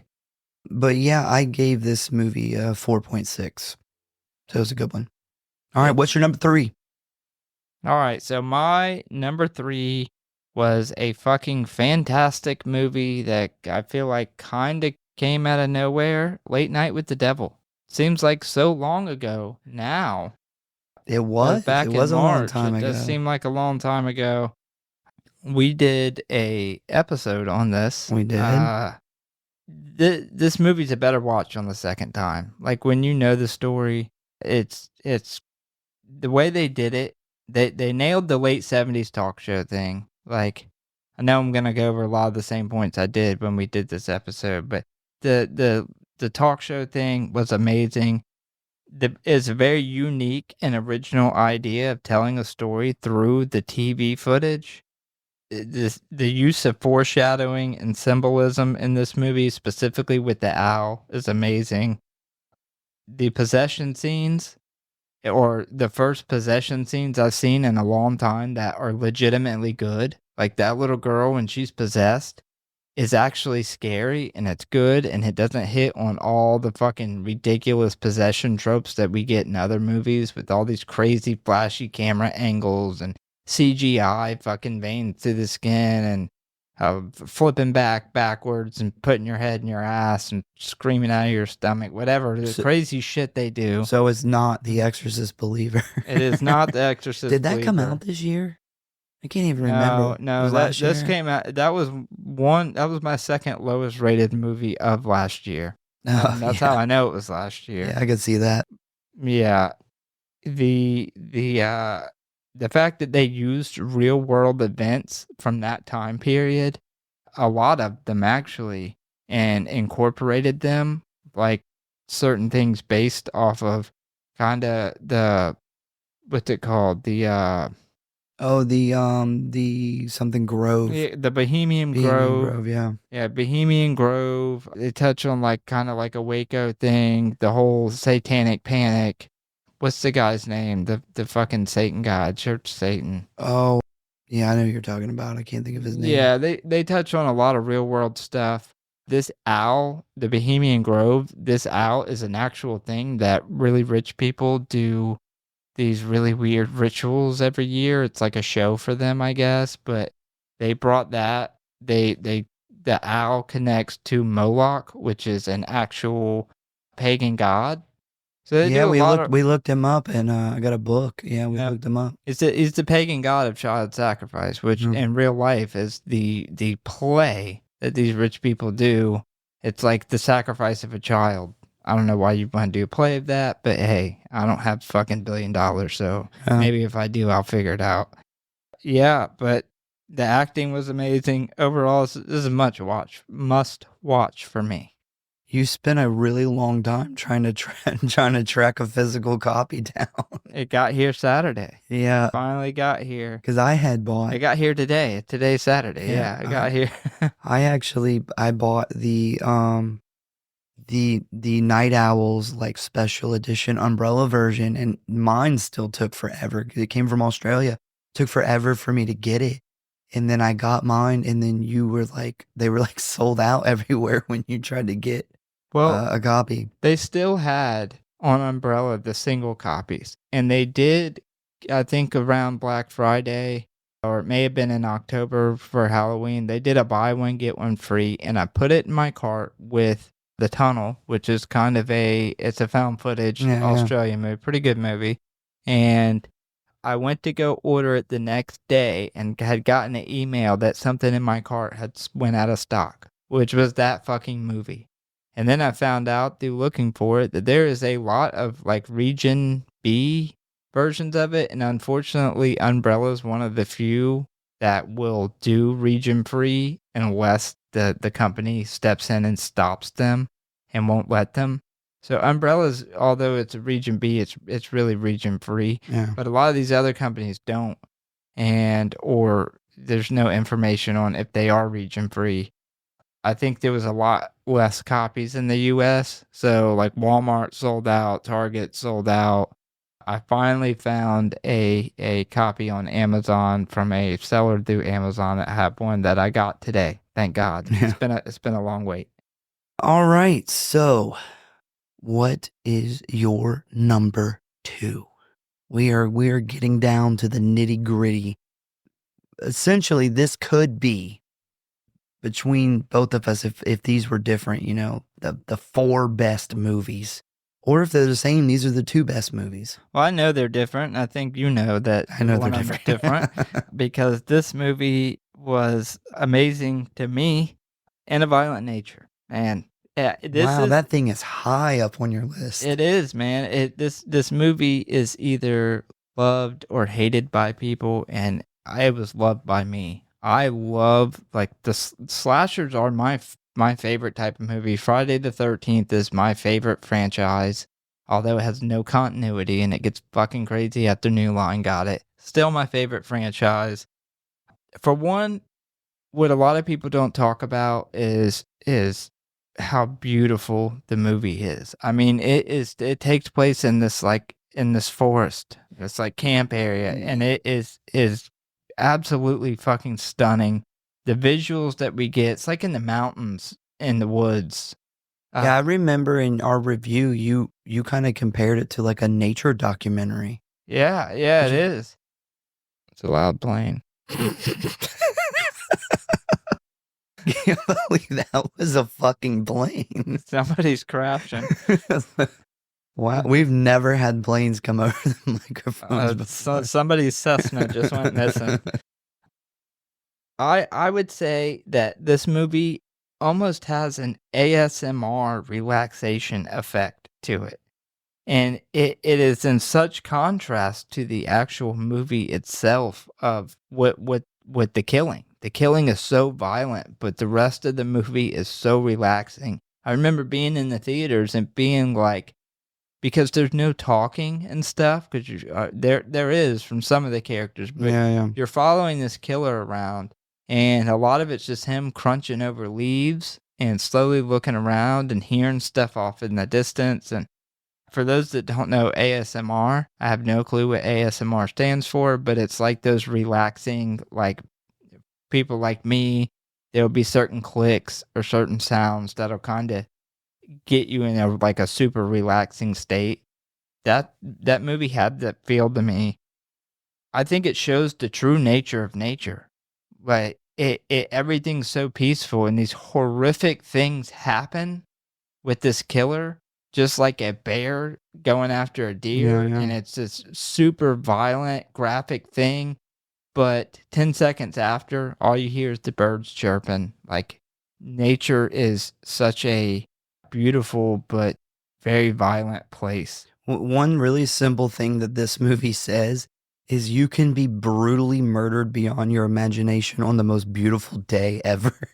And nothing around will care. Nothing. That's the thing. The birds will won't. still chirp. Yeah.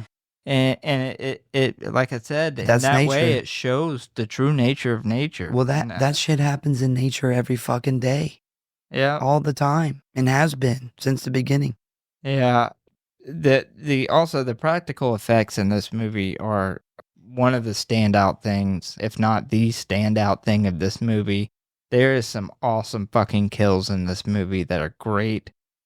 I would call this kind of I don't like to call it a gimmick, but I don't know what else to use for it. It's shot in a way that follows this killer around, and a lot of people found that super boring. I found it super interesting because you see there's Friday the 13th, and Jason seems to always magically be there where they're at. And this movie shows in a very realistic way how this happened. He's not magic. He's walking around the woods and he hears some teenagers beeping a horn like half a mile away. And he goes there. Like, they kind of call out to him by making all this noise. He doesn't go looking for them. Like, they make themselves found very easily, and it gives you like the perspective on a Friday the 13th of what Jason's everyday like life is when he's killing these people. He's not magic at all. He just hears stupid teenagers in a silent fucking forest making all this noise. It's not very hard for him.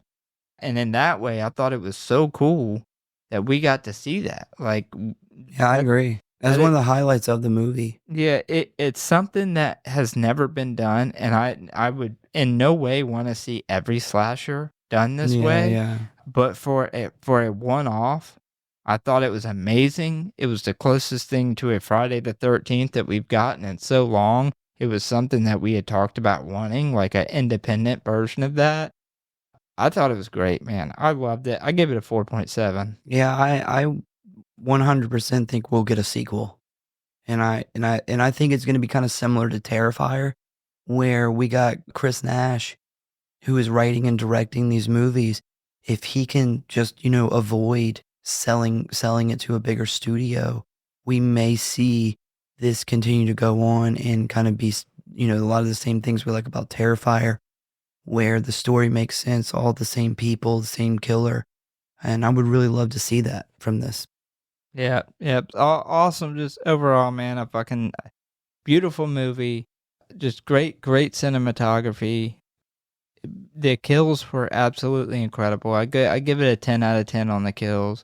Everybody talks about the bent over backwards, like the head pulled through Because the it's stomach amazing. kill. It is amazing. But there's another kill in this movie where he's using like a log, Tree chopper, yeah, like a machine that cuts logs, and he does the most amazing thing by like paralyzing this guy in a way that he can't run away and cuts him up and makes the guy stay alive for it. Like, Brutal. that shit is just brutal. And it's the contrast of such a beautiful just nature documentary with this brutal killing. I thought it was just great, man. I thought it was genius. I can't believe that there's people out there who hate it. I could see if you're not a slow burn fan, you not liking it.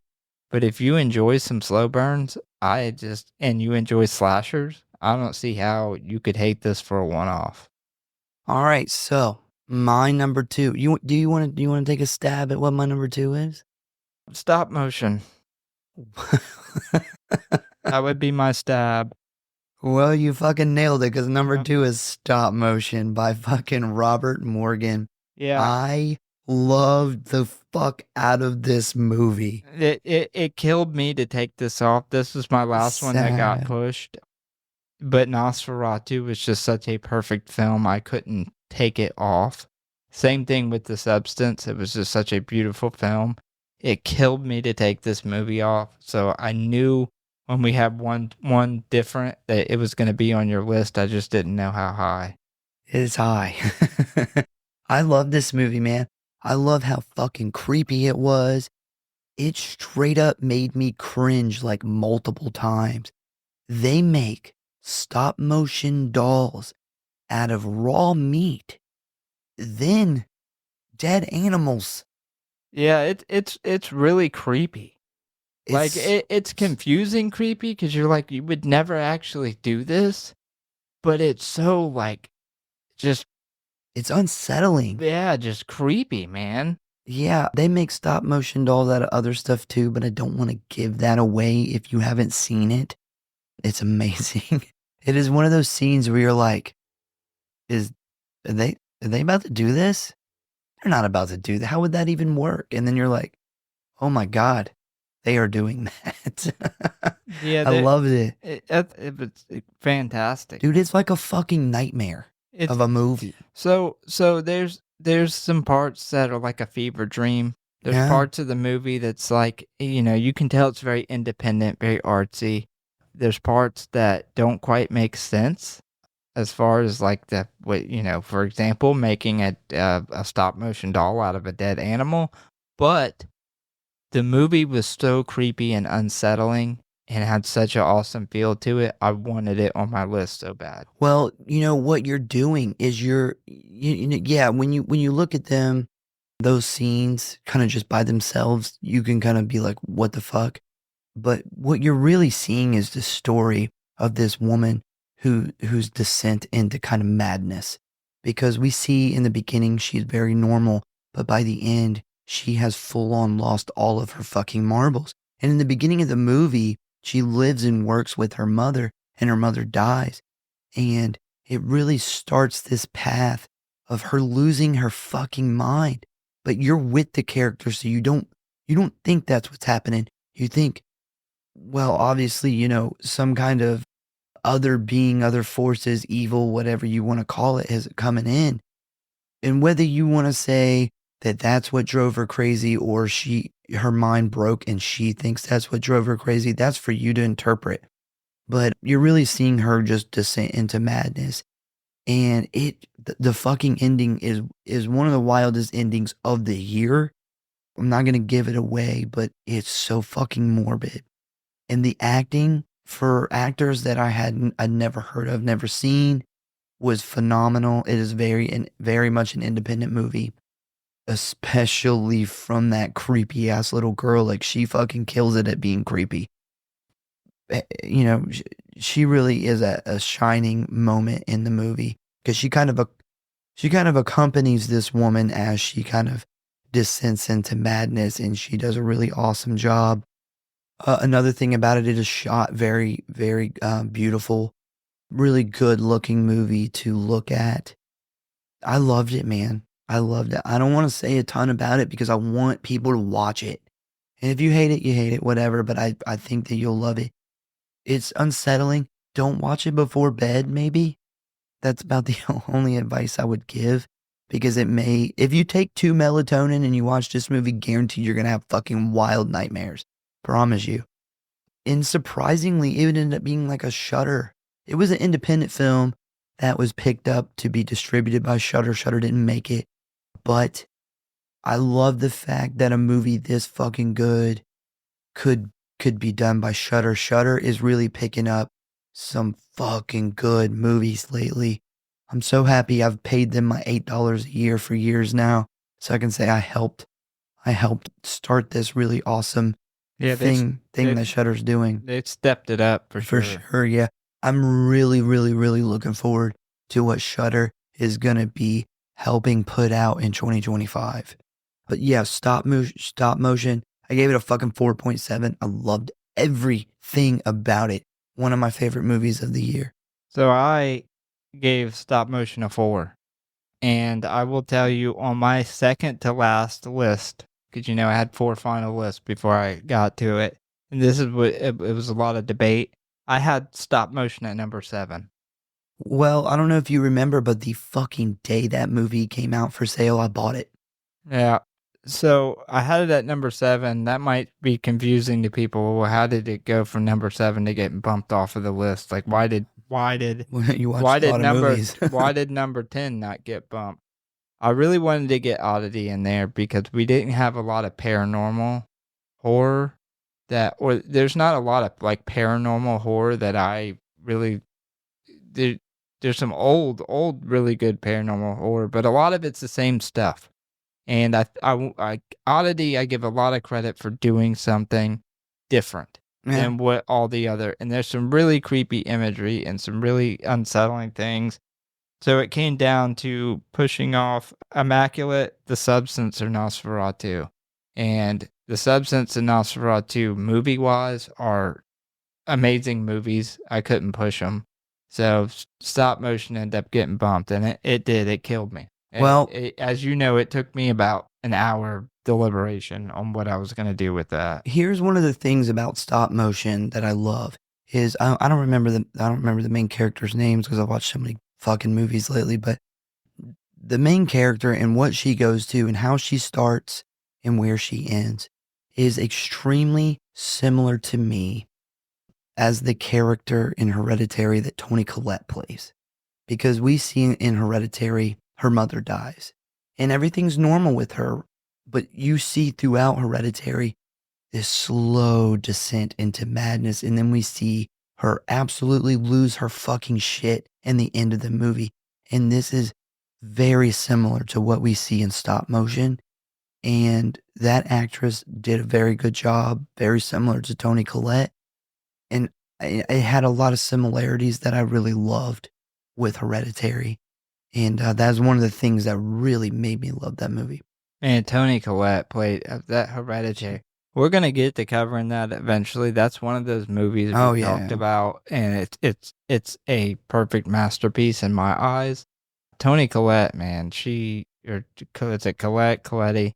She does a fucking just that descent in that movie is one of the best descents in horror that I've ever seen. Yeah, and the stop motion reminded me of that, and I thought that was really important.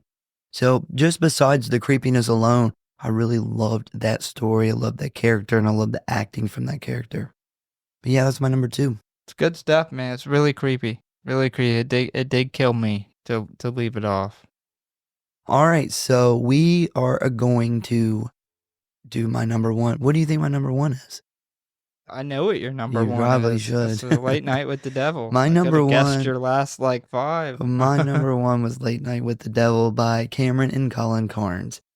Man, this had sat at number 1 on this list since it came out, and it never even came close to moving.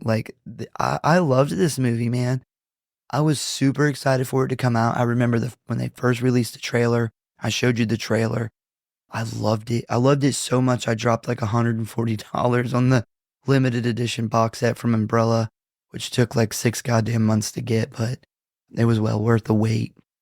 I don't think it's too much of a surprise that it landed on my number 1 spot, but I think it was probably like the biggest sleeper hit of the year. Because remember how well it did when it first came out. And then, obviously it, damn near sold out of copies, at least here in the States. Yeah, they definitely didn't print enough copies here for it to be sold out everywhere for so long. I remember we were watching it in the theaters and it was fucking killing it. And people were so surprised because this is another one of Shudder's movies.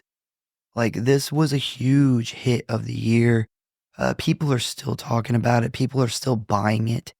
I've now started seeing tons of shirts and stuff. I know that he was kind of, popular before, but I think it really put David Dastmalchian on the fucking map, man. This was a huge movie, and it's easy to forget how big it was because it did come out way earlier this year, but there's a lot to say. We did do a whole entire full-length episode on this, so I won't, talk a ton about it, but it's a great timepiece. The old late night talk show stuff was fucking on point. I remember actually when we did the episode, I actually went back and watched some old Johnny Carson episodes, and it's on point, man. Like it's great. It does that awesome. It's another movie that takes place on Halloween night. I'm a sucker for Halloween night movies. Like we were saying before, the Bohemian Grove stuff. One thing I loved was the fucking flashes of his dead wife that like popped throughout the whole movie that you have to watch the movie multiple times to even see. That's why I started my review with it's better the second time when you know to look for this Second stuff. and third time, Do you remember how excited? Because we did a fresh meat review on this as soon as we finished it, and right after that, I told you I want to cover this movie. Like I want to do a full episode on it, and I liked it so much more, and I loved it when I first seen it so much that I wanted to do a full episode on it immediately, and I liked it so much more the second time, and that's saying something. You remember how excited I got when I was able to get that freeze frame of that shit? Yeah, The movie was so new, there was still people popping up with like pictures and stuff that they found, and we found that awesome fucking freeze frame at the end. Great movie, man. Yeah, It's I loved it, fantastic. man. As someone who is like super tired of the standard possession movie plots, this, in my opinion, was this huge breath of fresh air. There's been a couple of my movies on this list where they kind of cover something that we've seen a million times, but they did it different. And I always describe it as this breath of fresh air. And it really feels like that's what it is to me. It's a very unique possession story, and I love that. Ingrid Torelli, she played her part amazingly. To find out that those weird stares at the camera were her, she came up with that, is amazing. She plays like the perfect amount of like innocent / evil at the same time. Man, it's just fucking a really fucking good movie, man. Like David Dastmalchian, he really knows how to play up that like empathy card without forcing the empathy out of you. Like you feel bad for him. And even after you find out, like he kind of sold his soul, or at least his wife's soul, to the devil for this fame, but he still pulls empathy out of you. And that's really hard. You can write a character like that all day, but if you don't got somebody who can fucking put that shit on film, it doesn't matter. And he does, man. He does a really good job. Yeah, he is so likable that it really took into the second watch where I was like, he is the bad guy of this movie. But you still love him. He is the villain, but he does such a good job. You just like him. Yeah, man. Everything with this movie is awesome, in my opinion. And I can easily say that I liked this movie more than anything else that came out this year. Hands down. Give it a fucking 4.8.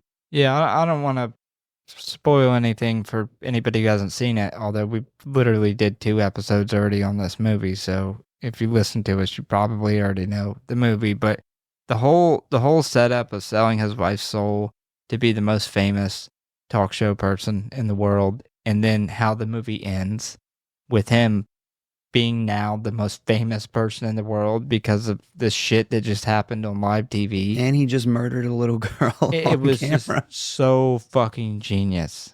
Yeah, I loved it, man. I loved everything with it. And she tells him when she's possessed, like, you're going to be the most famous person in the world after tonight. And it was just great. Yeah, this was hands down my favorite movie of the year.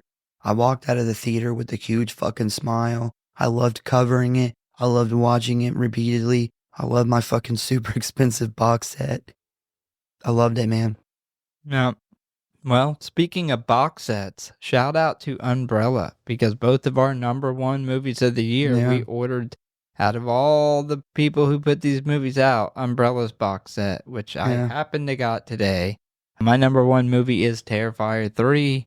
I got the box set in today, so it's fucking awesome. If anybody loves this movie and wants a box set, definitely check out Umbrellas. God, we literally just covered this movie last week.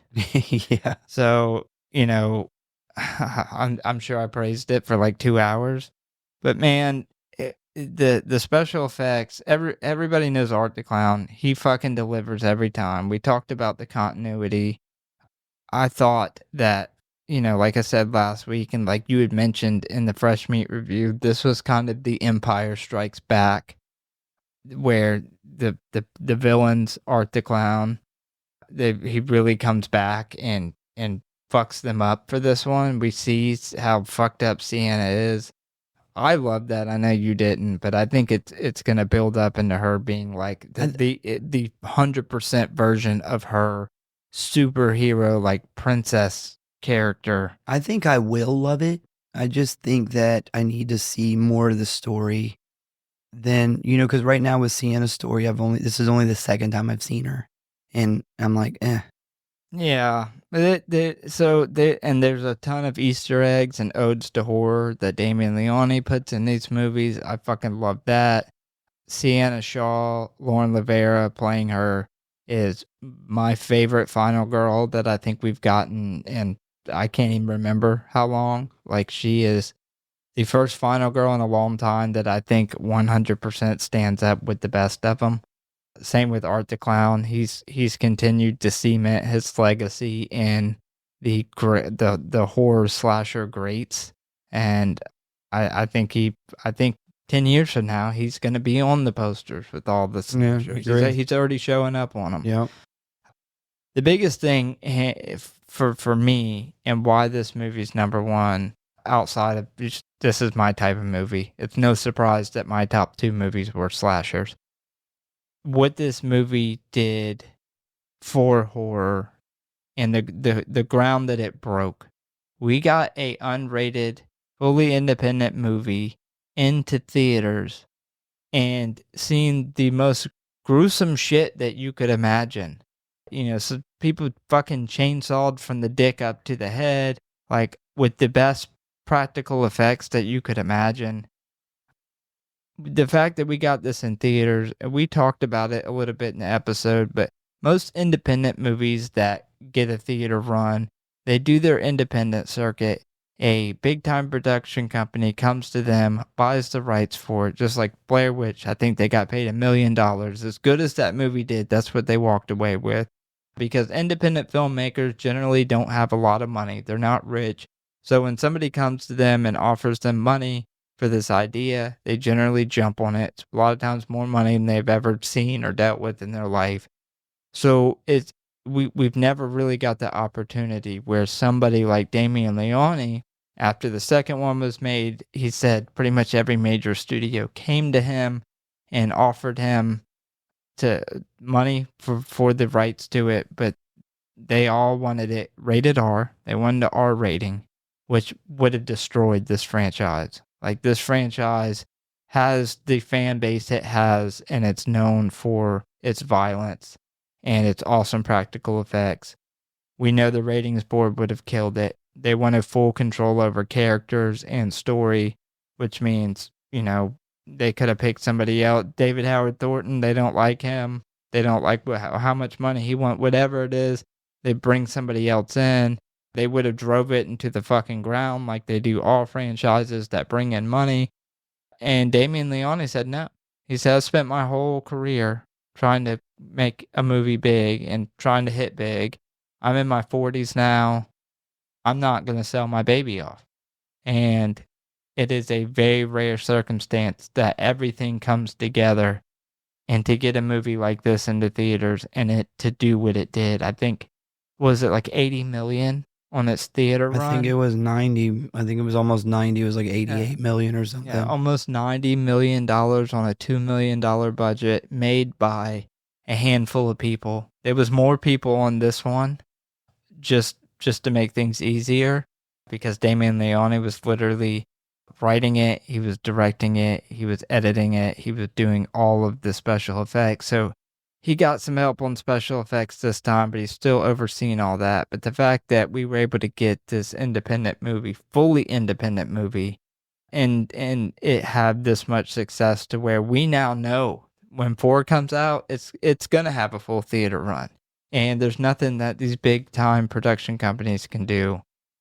Especially knowing that the big time production companies, when he refused to sell, they essentially tried to shut this movie down. They tried to stop it from happening. It was like, if you won't make a deal with us, we're gonna destroy your movie.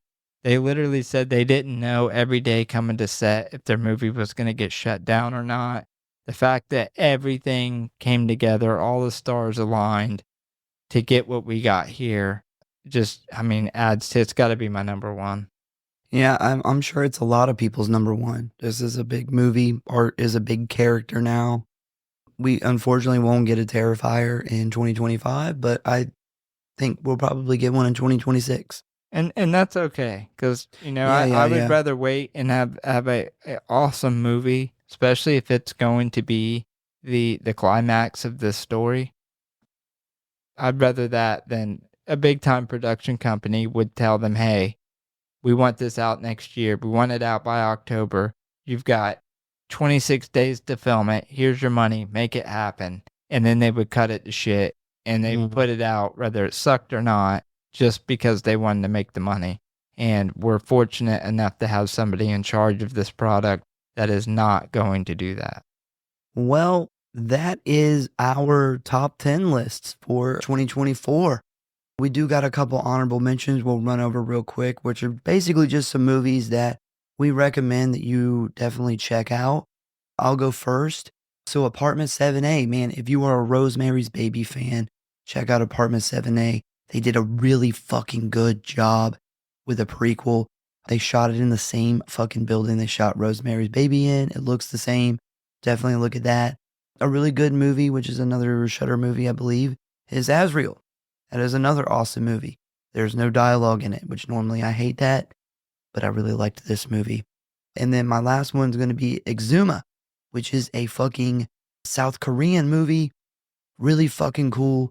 I don't really know a lot about Japanese and Korean horror stuff like that. And they really introduced something that's really cool in their culture that I had no fucking clue about. And it's fucking creepy. The acting's good. Check that out. It is not in English. So if you don't like reading, then don't check that out. But it's a fucking good movie, man, and it looks awesome. All right, so mine, honorable mentions, the first two I'm not going to talk much about because they were on your list, Stop Motion and Smile 2. Smile 2, absolutely shit all over Smile 1. It's completely turned that franchise around. If it becomes a franchise, I don't know if they're making a third one or not. I believe they are, yeah. Stop Motion, super creepy, awesome, independent film. Maxine, I thought was a fantastic movie. For those that don't know, Ty West with his trilogy, he was doing an ode to each era of horror, with the first one being X, to the Texas Chainsaw Massacre, the late 70s, early 80s slasher, Pearl, I think going back to like a lot of the, was it like 50s, 60s? Like Pearl is like the 20s and 30s. Yeah, and then with this one, it was an ode to 80s, like the 80s action horror. 80s action horror is not my favorite genre of horror. I loved the movie, didn't hate it. I thought it was absolutely a perfect timepiece, and for what he was trying to do and accomplish, I thought he did it perfect. So definitely Maxine, good one to check out. And then I know I was supposed to do 3, but I put Alien Romulus on there too. That was actually Alien, it was on my list a couple times, but that's actually Alien Returns to horror, in my opinion. Yeah, it was my favorite Alien movie since the first 2. Yeah, I really liked it. Unfortunately, there was 10 other movies that I liked more than it. And I think that goes back to neither one of us are huge sci-fi horror fans. I think if, we had to pick one of us, I'm more the sci-fi horror. Yeah, I am not. But everything else on this list is kind of a genre of horror I like better. Not knocking Alien Romulus in any way. It was a fantastic movie, beautiful movie.